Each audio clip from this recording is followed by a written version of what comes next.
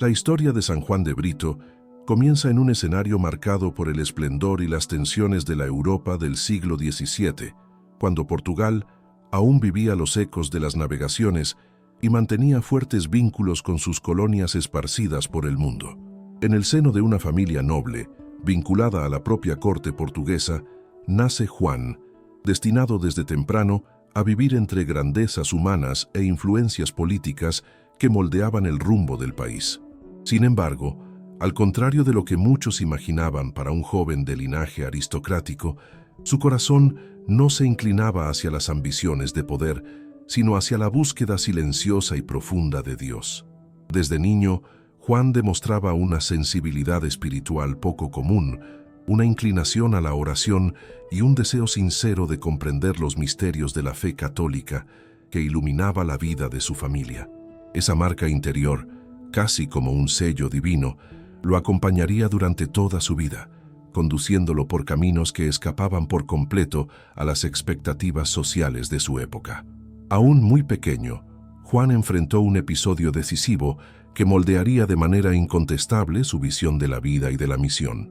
Gravemente enfermo, cuando todos temían por su supervivencia, su madre, movida por la fe y la confianza en Dios, consagró al niño a Cristo, pidiendo por su curación y prometiendo entregarlo al servicio del Señor si era preservado. El milagro ocurrió. Juan se recuperó de manera sorprendente, y esa intervención divina se convirtió en un hito espiritual no solo para su madre, sino para toda la familia. A partir de ese momento, muchas personas comenzaron a ver en la vida del joven una señal de predilección divina, como si Dios lo hubiera conservado con un propósito grande y misterioso que solo se revelaría con el tiempo. Ese episodio también arraigó en el corazón de Juan una profunda gratitud y la convicción de que su vida pertenecía enteramente al Señor.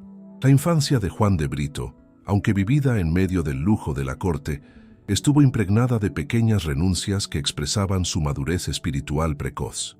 Mientras otros niños se encantaban con fiestas, juegos ruidosos y demostraciones de poder, Juan prefería momentos de silencio, lectura y contemplación. Era común verlo apartado de los excesos de la nobleza, buscando en los rincones más tranquilos de los palacios un lugar para rezar o reflexionar sobre las historias de los santos que tanto lo fascinaban. Esa inclinación natural hacia la interioridad despertaba admiración y al mismo tiempo extrañeza entre quienes veían en él una vocación fuera de lo común. Para Juan, sin embargo, la fe no era un adorno social, sino el centro vital de su existencia. A medida que crecía, Juan se acercaba a figuras importantes de la espiritualidad portuguesa, incluidos jesuitas que actuaban en la formación de la nobleza. La Compañía de Jesús, fundada por San Ignacio de Loyola, ejercía gran influencia en la educación, y fue por medio de sus métodos pedagógicos y espirituales que Juan encontró un camino más claro para su vocación. Los ejercicios espirituales, con su profundidad y su exigencia interior, impactaron profundamente al joven, despertando en él el deseo ardiente de dedicarse a la evangelización y al anuncio de la fe católica. Incluso rodeado de posibilidades para una carrera política o militar, como se esperaba de alguien de su posición, Juan sentía dentro de sí un llamado que resonaba más fuerte que cualquier futuro brillante a los ojos del mundo. Cuando decidió ingresar en la Compañía de Jesús, Juan enfrentó resistencia de muchos de los que lo rodeaban, especialmente porque su decisión contrariaba las expectativas sociales de la nobleza. Para algunos, era inconcebible que un joven con tanto prestigio se dedicara a la vida misionera, marcada por sacrificios, renuncias y peligros constantes. Sin embargo, el corazón de Juan ya estaba firmemente anclado en Cristo, y ninguna oposición humana podría detener el impulso que el Espíritu Santo había puesto dentro de él. Su entrada en la compañía no fue motivada por impulsos superficiales, sino por una convicción interior sólida y profundamente madurada en años de oración y discernimiento. Así, Juan de Brito iniciaba oficialmente su camino hacia la santidad. Durante su formación como jesuita, Juan se destacó por su inteligencia, disciplina y capacidad de adaptación a las adversidades. Era evidente que su vocación no se limitaba a la vida intelectual, sino que estaba profundamente arraigada en el deseo de anunciar a Cristo a quienes no lo conocían. Estudió filosofía, teología y las artes misioneras, preparándose con rigor para llevar el Evangelio más allá de las fronteras de Portugal. Su corazón ardía por el deseo de ser enviado a las tierras lejanas de Oriente, donde muchos misioneros ya derramaban su sudor y su sangre por la expansión de la fe. Para Juan, la misión no era solo una actividad, sino un llamado existencial, entregarse enteramente como Cristo por la salvación de las almas. La convivencia con otros jesuitas también moldeó su espiritualidad, ayudándolo a comprender que la misión exige mucho más que entusiasmo inicial. Juan aprendió que la evangelización requiere paciencia, humildad, conocimiento profundo de las culturas locales y una vida de intensa oración para sostener cada paso dado en tierras extranjeras. Su preparación incluyó no solo el estudio, sino la práctica constante de renuncia, disciplina y obediencia, pilares de la vida jesuítica. Al mismo tiempo, desarrolló una sensibilidad extraordinaria para dialogar con diferentes tradiciones religiosas, algo que sería esencial en su futura misión en la India. El llamado específico a la India maduró dentro de él como una inspiración divina, casi como un ímpetu irresistible que lo movía más allá de las fronteras de la lógica humana. Mientras muchos temían los riesgos de una misión tan distante, Juan veía en ella la oportunidad de realizar plenamente su vocación, dedicándose al anuncio del Evangelio en una tierra compleja, rica en tradiciones religiosas y marcada por desafíos sociales profundos. Cada noticia que recibía sobre las misiones en Oriente inflamaba aún más su corazón, haciéndole comprender que Dios lo llamaba más allá de la seguridad de Europa. La decisión de partir no fue fruto de un impulso, sino de una maduración espiritual que lo condujo a la certeza de que su vida solo sería plena si se colocaba enteramente al servicio de los más necesitados de la fe. Antes de partir, Juan vivió momentos intensos de preparación interior, buscando fortalecer su alma para todo lo que enfrentaría. La despedida de su familia estuvo marcada por lágrimas y por la certeza de que aquel camino sería irreversible. Incluso ante el sufrimiento de los que amaba, Juan se mantuvo firme, sostenido por la convicción de que Dios lo llamaba a una misión mayor que sus propios afectos humanos. La renuncia a los conforts de la nobleza y a la vida que podría haber llevado fue uno de los primeros grandes sacrificios que ofreció a Cristo, preparándose para muchos otros que vendrían. Así, al zarpar rumbo a la India, Juan de Brito no llevaba consigo solo libros y ropas sencillas de misionero, sino un corazón totalmente entregado a Dios y dispuesto a enfrentar cualquier obstáculo en nombre del Evangelio. Su partida marcó el inicio de una de las historias misioneras más extraordinarias de la Iglesia Católica, en la que la fe, el coraje y el amor por las almas se unieron para transformar no solo la vida de Juan, sino la de miles de personas que encontrarían a Cristo a través de él. El joven noble portugués se convertía en ese momento en peregrino de Dios y apóstol de tierras lejanas, iniciando una trayectoria que culminaría en el martirio y en la gloria eterna. Cuando San Juan de Brito llegó a la India, encontró un mundo completamente diferente de todo lo que conocía en Portugal. Los colores vibrantes, los múltiples idiomas, las costumbres profundamente arraigadas y la complejidad cultural del subcontinente lo impresionaron profundamente. Percibió ya en los primeros días que sería imposible evangelizar sin antes comprender aquella rica trama humana que mezclaba tradiciones milenarias, creencias diversas y sistemas sociales rígidos, como el de las castas. En lugar de mirar aquel escenario con extrañeza o superioridad, Juan se dejó mover por el respeto y la disposición a aprender. Su primer objetivo no fue predicar, sino escuchar, observar y sumergirse en la cultura local, convencido de que el Evangelio solo florece cuando el misionero se acerca a las personas con verdadera humildad. Su contacto inicial con las comunidades locales reveló no solo desafíos lingüísticos, sino profundas barreras sociales que impedían cualquier aproximación superficial. La estructura de castas era tan rígida que impedía incluso que personas de diferentes grupos sociales tocaran objetos en común o comieran en el mismo espacio. Juan comprendió pronto que no podría simplemente importar un modelo europeo de evangelización a esa realidad, pues eso no solo sería ineficaz, sino que podría causar conflictos aún mayores. Así, decidió seguir el ejemplo de San Francisco Javier, otro gran misionero jesuita que había pasado por la región décadas antes y comenzó a adaptar su presencia a las costumbres locales. Ese movimiento exigió valentía espiritual y desapego cultural, pero demostró rápidamente frutos sorprendentes. Para comunicarse de manera eficaz con los pueblos locales, Juan se dedicó intensamente al estudio de las lenguas, especialmente el tamil, que era ampliamente hablado en la región donde actuaría. El aprendizaje no fue fácil, pues se trataba de un idioma completamente diferente de los conocidos en Occidente, con estructura, fonética y vocabulario únicos. Sin embargo, Juan mostró una perseverancia impresionante, estudiando durante horas, escribiendo, repitiendo y conversando con los habitantes hasta volverse capaz de predicar, aconsejar y dialogar con fluidez. Ese esfuerzo abrió puertas que jamás se abrirían para un misionero que permaneciera atado al latín o al portugués, demostrando que su deseo de evangelizar estaba sostenido por una entrega radical a la voluntad de Dios. Al mismo tiempo, Juan comprendió que necesitaba ir más allá de la lengua y sumergirse también en las costumbres locales. Así, optó por adoptar vestimentas típicas de los sannyasis, hombres santos que renunciaban a los bienes materiales y vivían en intensa austeridad espiritual.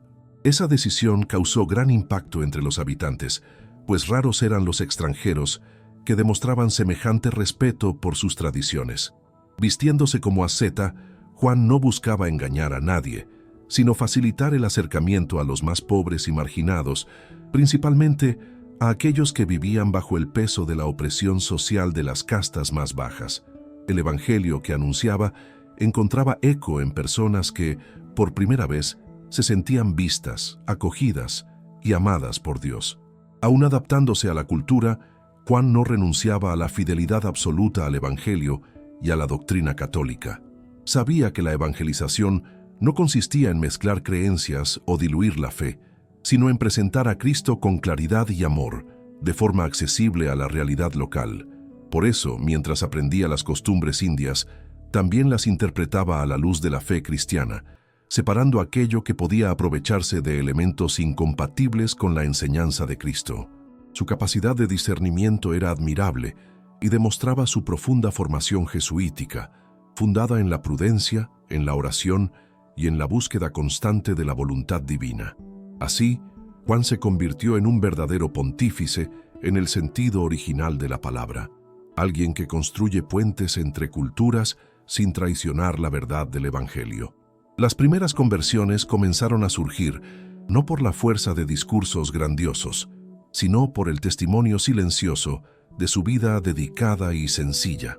Las personas veían en Juan a un hombre que no buscaba poder, riquezas ni gloria, sino que se entregaba totalmente a los pobres, a los enfermos y a los excluidos. Su mirada compasiva, su paciencia ante las diferencias y su disposición a caminar largas distancias bajo el sol ardiente para visitar aldeas remotas conquistaron el corazón de muchos. Allí donde nadie llegaba, Juan llegaba. Allí donde las castas más bajas eran despreciadas, él se arrodillaba para cuidar las heridas de los enfermos. Y, por medio de ese testimonio vivo, Cristo se hacía presente entre ellos. Uno de los grandes desafíos que Juan enfrentó ya en los primeros años fue la resistencia no solo de líderes religiosos locales, sino también de autoridades políticas que veían la presencia de misioneros como una amenaza a la estructura social tradicional. Algunos grupos temían que la difusión del cristianismo llevara a la ruptura del sistema de castas y a la desestabilización de las relaciones económicas y culturales. Esa oposición generó persecuciones, expulsiones e incluso intentos de silenciar al misionero. Sin embargo, Juan no se intimidó. Su valentía venía de Cristo y estaba dispuesto a enfrentar todos los obstáculos para anunciar la verdad con caridad y firmeza, sin recurrir jamás a la violencia ni a la imposición. Al mismo tiempo, surgieron tensiones entre algunos colonizadores portugueses y la propia misión jesuítica. pues muchos europeos que vivían en la India esperaban que Juan adoptara comportamientos típicos de la nobleza, manteniéndose distante de los pueblos locales. Ver a un noble portugués, con título de hidalgo, viviendo como un asceta indio, era motivo de escándalo para varios oficiales europeos, que no comprendían su decisión de abandonar privilegios. Juan, sin embargo, no se dejaba influir por esas críticas. Sabía que su misión no era agradar a los hombres, sino a Dios, y que solo una entrega radical al amor por los pueblos locales podría producir frutos espirituales duraderos. Esa postura reforzaba aún más la autenticidad de su testimonio. Poco a poco, Juan comenzó a percibir que su misión en la India no estaría marcada solo por desafíos externos, sino también por profundas batallas espirituales internas. Vivía constantemente entre el cansancio físico, la nostalgia de su tierra natal, las dificultades lingüísticas y la soledad de ser extranjero en medio de una cultura tan distinta. Pero, en cada tribulación, hallaba consuelo en la oración, especialmente en la meditación de la pasión de Cristo, que le recordaba que todo misionero debe estar dispuesto a cargar su cruz.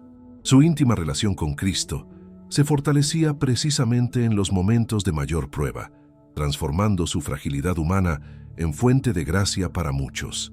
Así, los primeros años de misión de San Juan de Brito en la India estuvieron marcados por una combinación de dificultades intensas, adaptaciones culturales profundas y frutos espirituales sorprendentes. No solo aprendió a convivir con un pueblo completamente diferente, sino que también se volvió parte de él, viviendo como un verdadero hermano entre los más pobres y humillados. Con su valentía, humildad y amor ardiente por el Evangelio, Juan preparó el terreno para obras aún mayores que marcarían para siempre la historia de la evangelización en Oriente. A medida que San Juan de Brito profundizaba su presencia misionera entre los pueblos del sur de la India, comenzaron a surgir relatos de gracias y acontecimientos extraordinarios que tocaban profundamente el corazón de las personas. Aunque jamás buscara reconocimiento o gloria personal, su vida de intensa oración y su entrega absoluta a la voluntad de Dios atraían una especie de luz sobrenatural que se manifestaba de forma concreta en lo cotidiano. Uno de los aspectos más notables era la paz que irradiaba incluso ante los mayores desafíos. Muchos que lo encontraban testimoniaban sentir una presencia divina en sus palabras, como si Cristo hablara a través de él. Esas señales interiores, sumadas a los cuidados constantes que dedicaba a los enfermos y a los pobres, despertaban en las comunidades la percepción de que Juan no era solo un sabio o un asceta extranjero, sino un hombre profundamente unido a Dios. Entre los acontecimientos más impresionantes registrados en la misión se encuentran curaciones físicas y espirituales que ocurrían en su ministerio. No se trataba de espectáculos o demostraciones públicas de poder, sino de gestos sencillos, impregnados de oración. Juan imponía con frecuencia las manos sobre los enfermos, los ungía con devoción y rezaba con profundo ardor, confiando totalmente en la acción divina. Diversos relatos afirman que personas que llevaban años con enfermedades encontraban alivio tras sus súplicas y otras que vivían atormentadas por opresiones espirituales experimentaban liberación. Esos hechos no solo impresionaban a las comunidades locales, sino que también provocaban gran curiosidad entre quienes, hasta entonces, desconfiaban de la fe cristiana. Para Juan, sin embargo, cada milagro era apenas un signo de la misericordia de Dios, nunca motivo de vanagloria. El crecimiento de la misión también se alimentó del testimonio silencioso de transformación moral y espiritual que surgía entre los recién convertidos. Cuando alguien abrazaba el cristianismo, no lo hacía por interés humano, sino por una profunda experiencia de encuentro con Cristo a través del misionero. Muchos abandonaban prácticas culturales que violaban la dignidad humana, como ciertas formas de violencia ritual o exclusión social, mientras aprendían a vivir según las enseñanzas del Evangelio. Juan acompañaba a cada persona con enorme paciencia, explicando las verdades de la fe de manera sencilla y compasiva. Tenía el don de adaptar el lenguaje al contexto local sin perder la profundidad, lo que permitía que los más humildes comprendieran la belleza del mensaje cristiano. Uno de los frutos más notables de su misión fue la conversión de miembros de castas superiores, algo extremadamente raro y delicado. Juan comprendía que para alcanzar corazones formados durante generaciones por sistemas sociales rígidos, era necesario presentar el cristianismo no como una ruptura destructiva, sino como plenitud de la búsqueda espiritual que muchos hindúes sinceramente anhelaban. Cuando un noble o líder local manifestaba interés por el Evangelio, Juan se dedicaba a él con especial cuidado, sabiendo que su conversión podría provocar grandes tensiones sociales. Aún así, esos hombres y mujeres encontraban en la vida del misionero un testimonio tan auténtico y humilde que no podían ignorar la verdad que se presentaba ante ellos. Muchas de esas conversiones se convirtieron en hitos espirituales para toda la región. Entre los convertidos de mayor destaque estaba un príncipe perteneciente a una de las castas más elevadas. La profundidad de su conversión impresionó no solo a los cristianos, sino a toda la sociedad local, pues un hombre de su posición difícilmente renunciaría a los privilegios culturales y religiosos heredados de siglos. A través de ese episodio, la fama de Juan de Brito se extendió aún más, provocando tanto admiración como desconfianza. Para Juan, sin embargo, cada alma que abrazaba el cristianismo era una victoria del amor de Dios, y se dedicaba a instruir a los nuevos fieles con cariño paternal, preparándolos para enfrentar las inevitables persecuciones que surgirían. La expansión de la misión llevó a Juan a recorrer regiones cada vez más distantes, muchas de ellas asoladas por la pobreza extrema y por la ausencia de cualquier apoyo religioso o social. Caminaba kilómetros bajo el sol intenso, atravesaba bosques peligrosos y enfrentaba animales salvajes, todo para alcanzar aldeas invisibles a los ojos del poder político local. En cada nueva comunidad, comenzaba visitando a los enfermos, conversando con los ancianos y ofreciendo pequeñas instrucciones sobre la fe. Su presencia sencilla y afectuosa abría puertas que ningún decreto ni autoridad europea conseguiría abrir. Poco a poco, aldeas enteras pasaban a ver en el misionero un signo del amor de Dios, alguien que no venía a explotar ni a dominar, sino a servir y elevar la dignidad de todos. Otra característica marcante de su apostolado fue la fundación de pequeñas comunidades cristianas que se organizaban en torno a la oración, al cuidado mutuo y a la lectura de la palabra de Dios. Juan sabía que la evangelización verdadera no dependía solo del misionero, sino de la formación de líderes locales capaces de sostener la fe en los momentos de ausencia o persecución. Por eso, dedicaba tiempo a la formación de catequistas indígenas que se convirtieron en pilares de la misión. Esos hombres y mujeres, profundamente tocados por el testimonio de Juan, asumían con valentía la responsabilidad de transmitir la fe a las futuras generaciones, aún sabiendo que podrían sufrir represalias severas. Sin embargo, el crecimiento de la misión no pasó desapercibido a los ojos de los opositores. Líderes religiosos hindúes y gobernantes locales comenzaron a temer que la influencia cristiana se volviera excesiva y amenazara el orden social tradicional. La conversión de miembros de castas superiores era vista como señal de que el cristianismo podría romper estructuras profundamente arraigadas. Al mismo tiempo, quienes abandonaban prácticas religiosas ancestrales eran acusados de traicionar la herencia cultural de sus antepasados. Como resultado, Juan enfrentó amenazas directas, prisiones temporales y expulsiones de regiones enteras. Sin embargo, su valentía y serenidad no se quebraron, pues sabía que todo misionero verdadero debe enfrentar la cruz antes de alcanzar cualquier fruto duradero. Durante esos periodos de persecución, Juan descubrió aún más profundamente la fuerza de la oración y de la confianza en la providencia divina.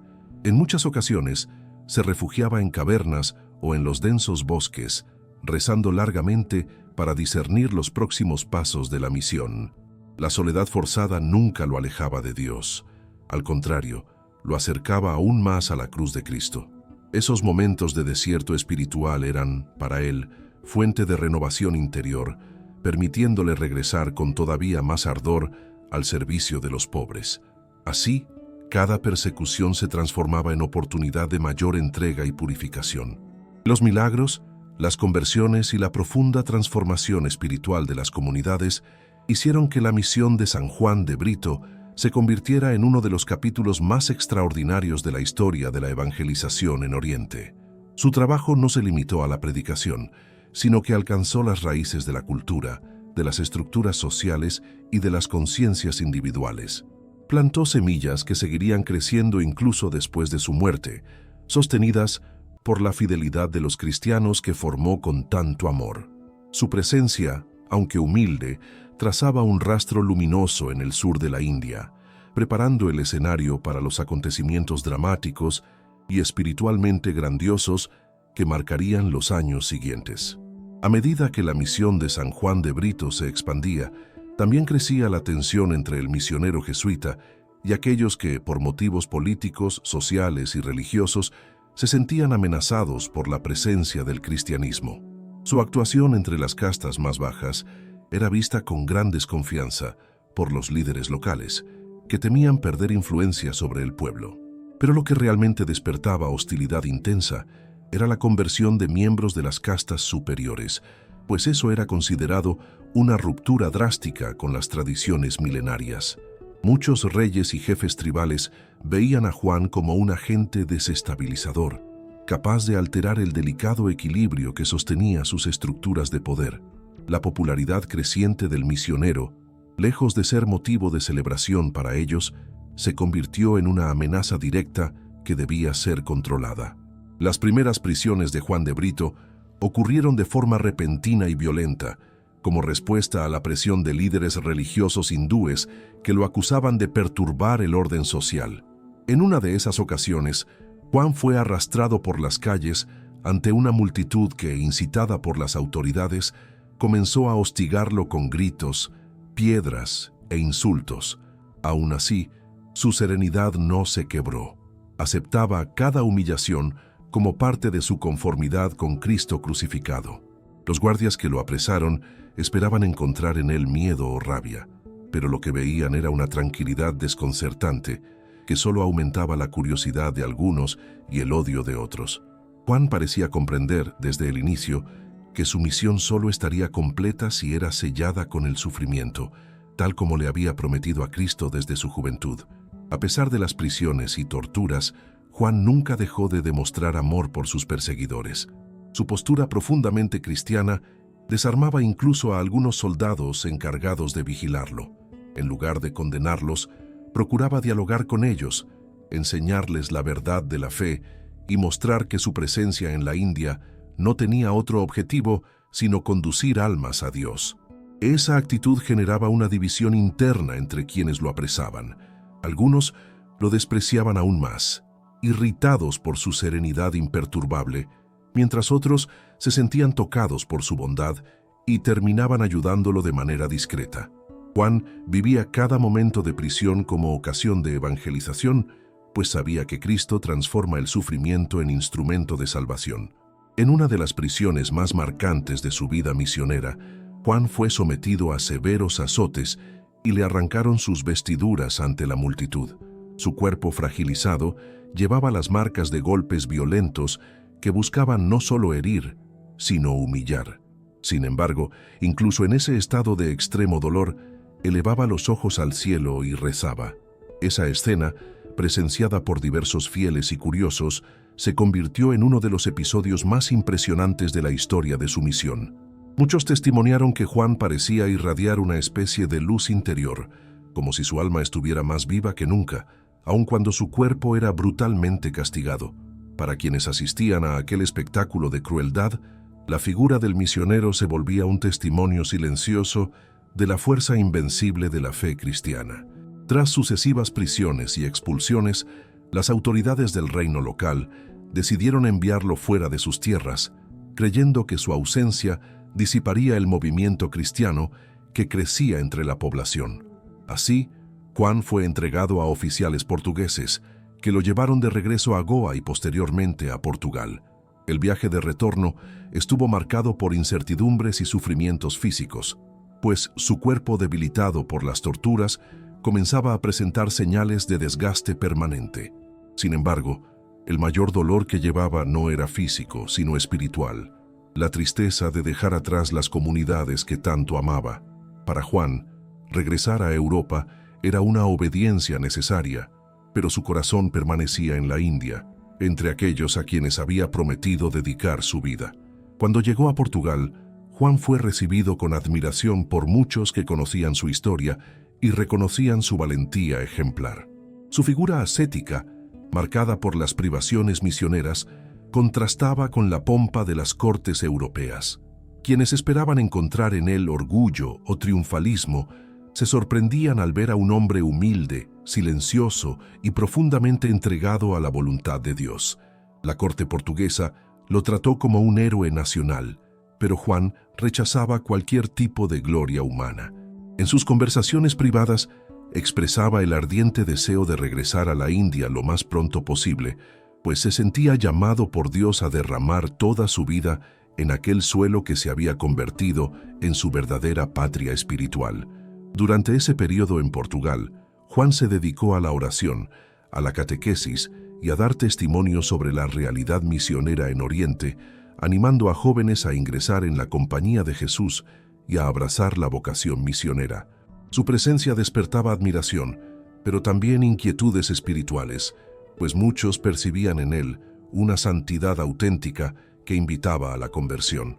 Juan hablaba no solo de las victorias de la misión, sino también de las dificultades, persecuciones y del sufrimiento de los cristianos indios, especialmente de aquellos que pertenecían a las castas más pobres. Denunciaba con firmeza los abusos cometidos por los colonizadores europeos, que muchas veces irrespetaban la dignidad de los pueblos locales, y se presentaba como defensor incansable de los más vulnerables, exactamente como Cristo le había enseñado. Aunque vivía entre aplausos y homenajes, Juan se sumergía cada vez más en la convicción de que su misión aún no estaba concluida. El llamado interior a volver a la India se volvía irresistible, casi como una voz divina que resonaba en las profundidades de su alma. Sabía que su ausencia ponía en riesgo a las comunidades cristianas que había formado, y temía que sin su presencia muchos regresaran a las antiguas tradiciones, presionados por autoridades hostiles. Al mismo tiempo, Juan intuía que su vuelta a Oriente podría sellar definitivamente su destino con el martirio, pero eso no lo asustaba. Al contrario, veía en el martirio la expresión máxima de amor a Cristo y a las almas que deseaba salvar. Tras un profundo discernimiento y la autorización de sus superiores, Juan decidió regresar a la India, aún sabiendo que su presencia reavivaría las persecuciones. Ese retorno no fue motivado por imprudencia, sino por amor radical, fruto de oración constante y entrega total a la voluntad divina. Muchos intentaron disuadirlo, afirmando que su vida sería puesta en riesgo inmediato. Pero Juan respondía con serenidad que el misionero no se pertenece a sí mismo y que su vida solo encuentra sentido cuando es ofrecida totalmente a Dios. Así, con el mismo ardor de su juventud, pero ahora con el peso de las experiencias dolorosas, partió nuevamente rumbo a Oriente, consciente de que sus últimas páginas de misión serían escritas con tinta de sangre. El regreso de Juan de Brito a la India no fue el reinicio de una misión, sino el comienzo de su camino hacia el martirio. Él lo sabía, lo presentía y lo aceptaba con paz interior. Su valentía y su obediencia a la voluntad de Dios se hicieron aún más evidentes en ese periodo, revelando la profundidad de su alma misionera. No volvía como héroe humano, sino como siervo de Cristo, dispuesto a entregar la propia vida para que el Evangelio floreciera entre aquellos por quienes tanto luchó y sufrió. Así comenzaba la etapa final y más intensa de su trayectoria, que culminaría en uno de los martirios más bellos y conmovedores de la historia de la Iglesia. Cuando San Juan de Brito regresó a la India para retomar su misión, encontró un escenario aún más tenso que el que había dejado. Las comunidades cristianas que había formado resistían con valentía, pero vivían bajo amenazas constantes de jefes locales que buscaban eliminar las influencias del cristianismo. Juan percibió rápidamente que su regreso no había pasado desapercibido. Muchos lo consideraban un enemigo directo de las tradiciones religiosas y del orden social establecido. Sin embargo, en lugar de intimidarse, sintió un ardor todavía mayor en su corazón. Comprendía que Dios lo había llamado nuevamente a aquella tierra no para reconstruir cómodamente sus misiones, sino para ofrecer, como última semilla, el testimonio total de su vida. La conciencia íntima del martirio que se aproximaba no lo asustaba, sino que lo fortalecía como quien ve, en la cruz, la realización plena de la voluntad divina. En cada aldea que revisitaba, Juan reencontraba a antiguos convertidos que lo recibían con lágrimas de alegría y profunda reverencia. Para ellos, su presencia era señal de que Dios no los había abandonado, a pesar de todas las persecuciones que enfrentaban. Mujeres, ancianos y niños lo rodeaban pidiendo bendiciones y consejos, y Juan los atendía con el mismo amor paternal que siempre había demostrado. Sin embargo, junto a la alegría espiritual, estaba también el peso de la preocupación. Muchos sabían que la vuelta de Juan despertaría la ira de las autoridades y temían que su querido misionero fuera nuevamente apresado o, peor aún, asesinado. A pesar de eso, Juan respondía a cada corazón afligido con una serenidad impresionante, afirmando que el cristiano debe confiar siempre en la providencia divina, incluso cuando los caminos de Dios son misteriosos y dolorosos. Con el regreso a la misión, Juan retomó también su vida de intensa austeridad, adoptando nuevamente los trajes y costumbres de los sannyasis, viviendo con extrema sencillez y dedicando largas horas a la oración. Sabía que solo una vida profundamente enraizada en Dios podría sostener el peso espiritual de la persecución que se aproximaba. En las madrugadas silenciosas, muchas veces se retiraba a lugares aislados, donde pasaba horas en contemplación ante Dios. Allí, sus oraciones se transformaban en diálogo íntimo con Cristo, que parecía prepararlo espiritualmente para el sacrificio final. Algunos compañeros testimoniaron que Juan irradiaba una paz sobrenatural, como si ya estuviera viviendo parcialmente en el cielo, aún caminando entre los sufrimientos de la tierra. Los milagros y conversiones continuaron ocurriendo con aún más intensidad después de su regreso. Muchos enfermos eran curados por su intercesión y diversas familias, antes divididas por rivalidades y costumbres culturales, encontraban reconciliación a través de su orientación espiritual. Juan veía en esos acontecimientos no solo la bondad de Dios hacia el pueblo, sino también una señal de que su misión necesitaba alcanzar su plenitud.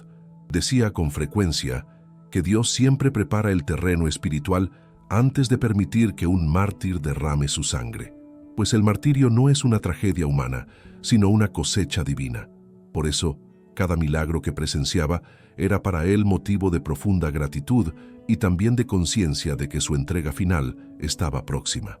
En ese periodo, Juan enfrentó una vez más problemas relacionados con conversiones dentro de castas elevadas, especialmente cuando un príncipe local decidió abandonar prácticas tradicionales que incluían rituales considerados incompatibles con la fe cristiana. Tal decisión causó enorme revuelta entre los jefes religiosos y políticos de la región, que culparon a Juan directamente por incentivar el abandono de las tradiciones ancestrales. La situación se volvió tan grave que diversos grupos se unieron para perseguir no solo al príncipe convertido, sino a todos los cristianos de su comunidad. Juan, al percibir el peligro inminente, intentó interceder pacíficamente, pero sus esfuerzos solo aumentaron la hostilidad contra él. Para los opositores, Juan había sobrepasado todos los límites al influir en hombres de prestigio social. La tensión creció cuando se emitió una orden de captura contra Juan de Brito. Soldados comenzaron a rastrear regiones enteras en busca del misionero, que seguía predicando de aldea en aldea como si nada estuviera ocurriendo. Para él, una huida prolongada no era una opción. Juan creía profundamente que el misionero debe estar siempre accesible al pueblo que sirve y que no debería proteger su propia vida a costa de la fe de los demás. Aun sabiendo que su prisión significaría casi con certeza la muerte, continuó visitando a los enfermos, celebrando sacramentos y confortando a los fieles perseguidos. Su valentía impresionaba incluso a quienes eran contrarios al cristianismo, pues demostraba que su fe no era una teoría, sino una realidad vivida con heroísmo. En cierto momento algunos cristianos intentaron esconder a Juan en densos bosques, pero él se resistió. Decía que no había sido llamado por Dios para salvar su vida, sino para salvarla entregándola. Ese desprendimiento radical sorprendía a sus fieles, que veían en él un reflejo vivo de los primeros misioneros apostólicos. Juan les explicaba que el martirio es un don de Dios y que jamás debe ser buscado por orgullo, sino aceptado con humildad cuando se presenta como camino inevitable de la misión. Su deseo no era morir, sino permanecer fiel hasta el fin. Y esa fidelidad exigía que estuviera presente donde los cristianos sufrían la mayor persecución.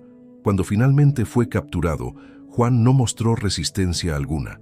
Al ser rodeado por soldados, los saludó con educación y se entregó como quien sabe que solo está cambiando de etapa en su misión. Algunos de los hombres enviados a apresarlo quedaron impresionados con su calma y llegaron a decir posteriormente que nunca habían visto a alguien tan dispuesto a enfrentar el sufrimiento con tanta serenidad. Juan caminaba encadenado, pero parecía más libre que quienes lo escoltaban. Su confianza en Dios transformaba cada paso de su prisión en un acto de entrega y amor. Durante el período de detención, Juan fue interrogado en diversas ocasiones. Las autoridades querían que renunciara a la fe cristiana y abandonara la misión entre las castas superiores, prometiéndole libertad si aceptaba esas condiciones. Pero Juan respondió con una convicción inquebrantable que no podía negar a Cristo ni impedir que el Evangelio tocara a cualquier persona, independientemente de su posición social. Sus interrogadores quedaron perplejos, no comprendían cómo un hombre podía preferir la muerte a renunciar a su obra misionera.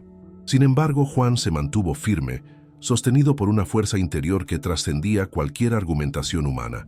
Así, entre los interrogatorios, las torturas y los largos períodos de silencio en la prisión, Juan de Brito comprendía, cada vez con mayor claridad, que su misión estaba llegando a su cúspide, el martirio.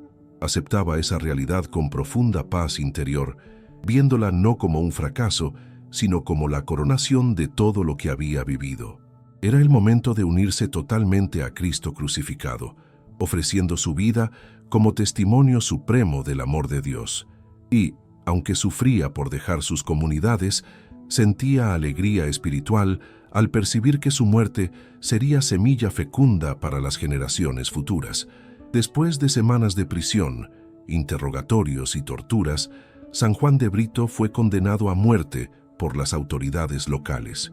La decisión fue anunciada de manera seca, casi burocrática, pero sus efectos atravesaron el ambiente como una hoja fría. Para los jefes políticos, su muerte sería una forma de destruir definitivamente la influencia cristiana en la región. Para los líderes religiosos hindúes, sería un sacrificio necesario para restaurar lo que consideraban el orden espiritual tradicional. Pero, para Juan, la sentencia no era un fin, sino el cumplimiento de una promesa hecha a Dios desde su juventud. El martirio, lejos de asustarlo, despertaba en él una paz sobrenatural. Comprendía que el misionero no es llamado a medir resultados humanos, sino a entregarse con amor, dejando que Dios realice la obra. Así, recibió la sentencia como un don profundo, aunque doloroso, de unión con Cristo crucificado. Mientras aguardaba su ejecución, Juan escribió cartas y dejó consejos para las comunidades cristianas que había formado. Sus palabras estaban impregnadas de ternura y fortaleza espiritual. Pedía a los fieles que no se desanimaran ante la persecución, sino que se mantuvieran firmes en la fe, recordando siempre que el cristianismo se fortalece precisamente en los momentos más difíciles. En sus cartas, Juan subrayaba que su muerte no debía ser motivo de tristeza, sino de esperanza, pues la sangre de los mártires siempre ha sido semilla de nuevos cristianos. El misionero hablaba con la serenidad de quien ya veía, más allá de los sufrimientos terrenales, la luz eterna del cielo que se aproximaba. Muchos de los que después leyeron sus palabras testimoniaron sentir en ellas un perfume de santidad que superaba las barreras del tiempo. Durante los días finales, Juan intensificó su vida de oración, ofreciendo cada dolor y cada humillación por la conversión de los pueblos entre los cuales había sido enviado por Dios. Veía en el martirio la forma suprema del amor, pues solo quien ama verdaderamente está dispuesto a entregar la propia vida. Sus penitencias, que antes eran voluntarias, se volvieron ahora impuestas por los torturadores, pero Juan las acogía con espíritu de sacrificio. Muchos quedaban impresionados al verlo rezar por sus propios verdugos, pidiendo que Dios les concediera luz y misericordia. Esa capacidad de amar incluso a sus perseguidores demostraba de manera inequívoca que la gracia de Dios se manifestaba de forma extraordinaria en el alma del misionero jesuita.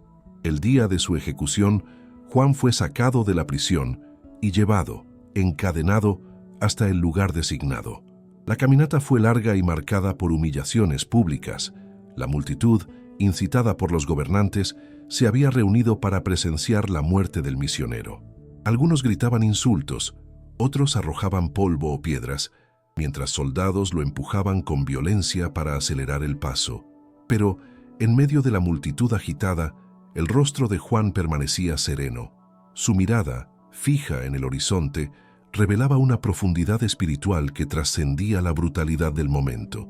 Caminaba como quien sabe que cada paso era acompañado por Cristo y que pronto su alma sería liberada para contemplar la gloria eterna. Al llegar al lugar del suplicio, Juan hizo un gesto inesperado que conmovió incluso a algunos de sus verdugos. Se arrodilló en silencio y elevó los ojos al cielo. En su última oración pública, agradeció a Dios por la gracia de haber sido llamado a derramar su sangre por la salvación de las almas. Pidió perdón por sus pecados, entregó su vida en las manos del Señor y pidió que su muerte fortaleciera a los cristianos de la región. Sus palabras, aunque sencillas, cargaban un peso espiritual indescriptible.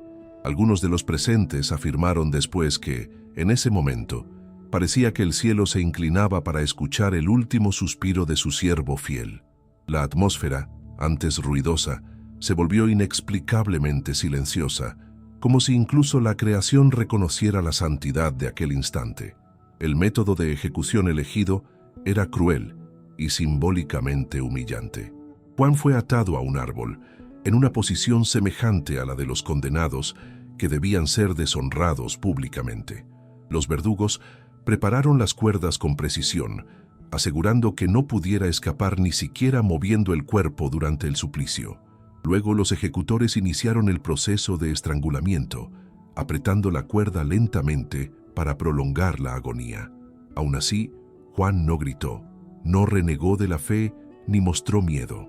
Sus labios continuaron en oración silenciosa, y su última expresión facial, según testigos, fue de profunda paz, como si estuviera contemplando algo invisible a los ojos humanos.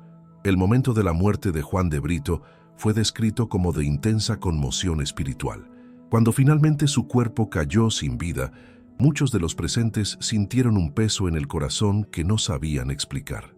Algunos cayeron de rodillas, otros lloraron y otros huyeron angustiados como si hubieran participado de algo mucho mayor de lo que imaginaban. Había una sensación palpable de que la muerte de Juan no era solo un acto político o religioso, sino un acontecimiento sagrado.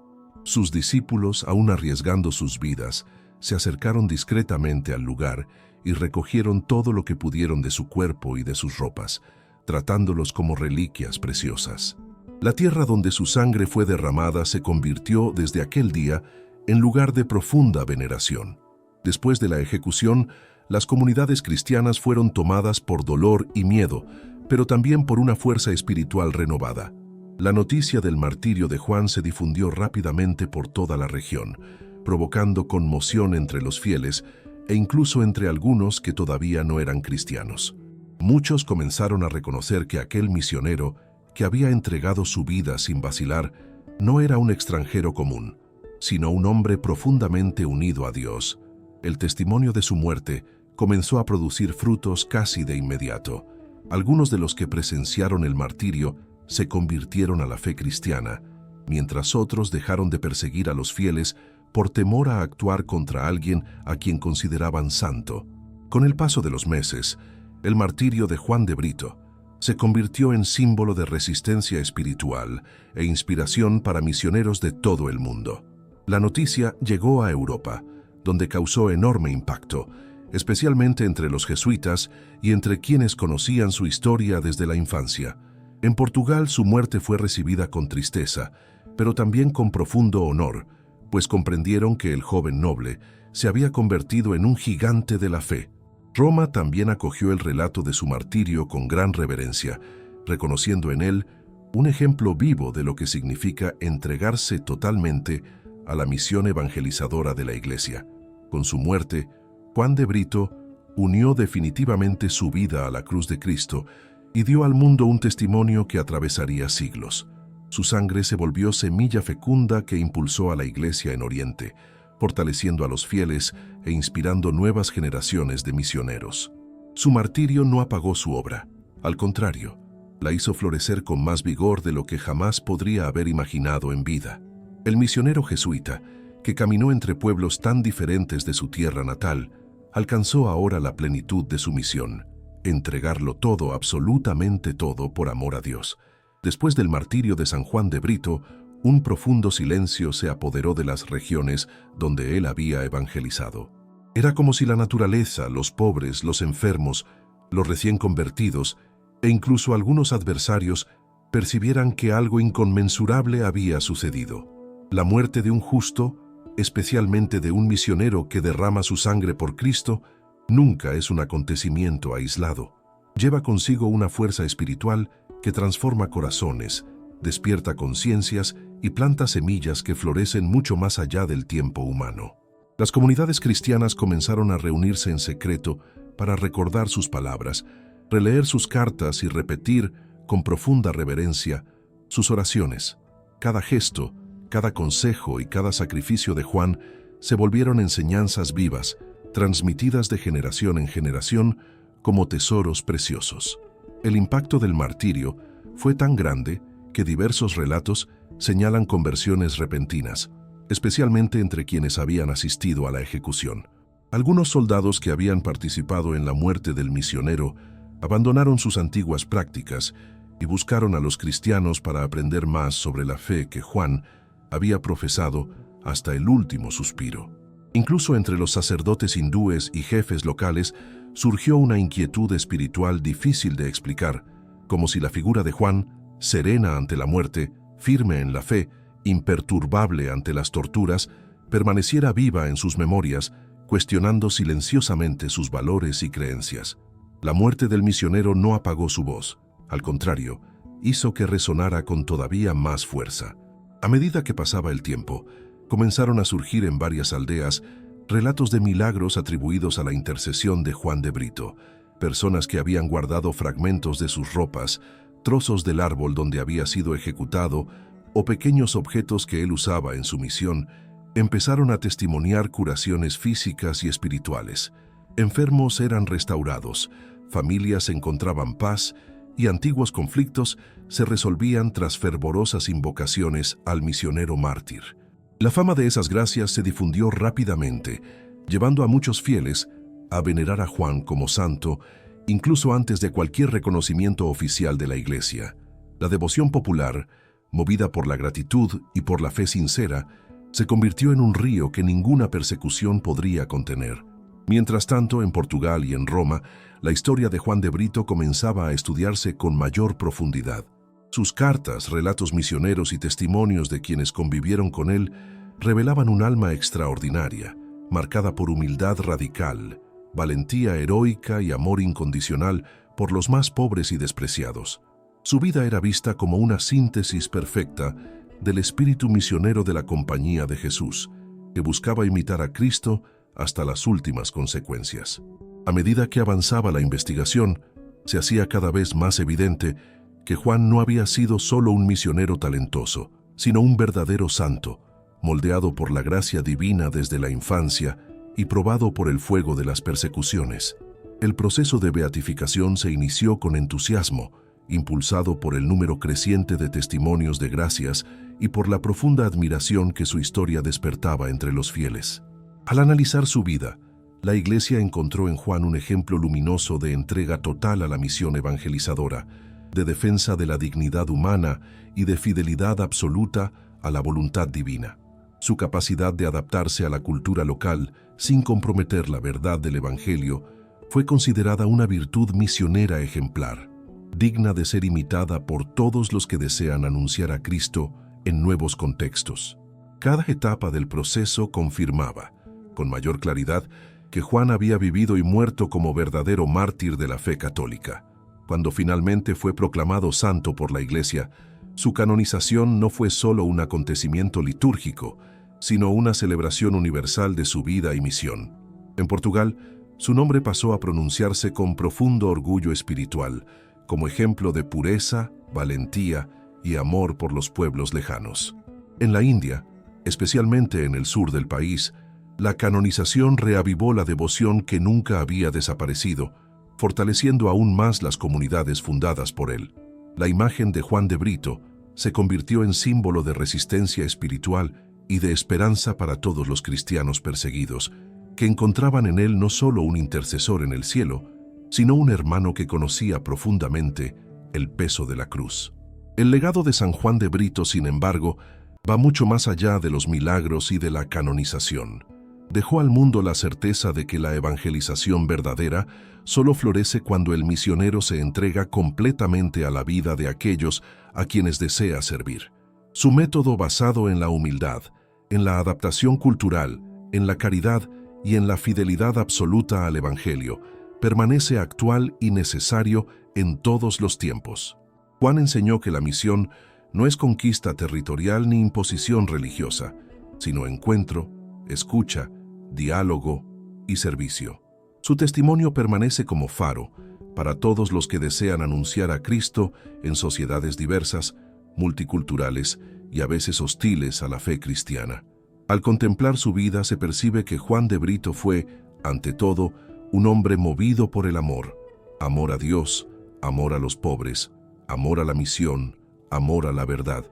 Su martirio no fue derrota, sino triunfo espiritual que resuena hasta hoy en la Iglesia. No vivió para sí mismo, y por eso su vida sigue viva. Cada comunidad que preserva su memoria, cada fiel que reza ante su imagen, cada misionero que encuentra inspiración en su historia, lleva consigo un pedazo de la llama misionera que Juan encendió en el sur de la India. Llama que jamás se apagará. Así, el guión sobre San Juan de Brito concluye con la certeza de que su vida permanece como una de las páginas más bellas de la historia de la Iglesia Católica. Nos recuerda que la fe, cuando se vive con radicalidad, se convierte en luz capaz de atravesar siglos, culturas y continentes. Juan de Brito fue noble por nacimiento, pero se convirtió en rey en el cielo por su entrega total a la misión evangelizadora. Su vida es invitación, es provocación, es inspiración. Y su martirio, celebrado por toda la Iglesia, sigue siendo un poderoso testimonio del amor que vence al odio, de la esperanza que vence al miedo y de la gloria eterna reservada a quienes lo entregan todo por Cristo.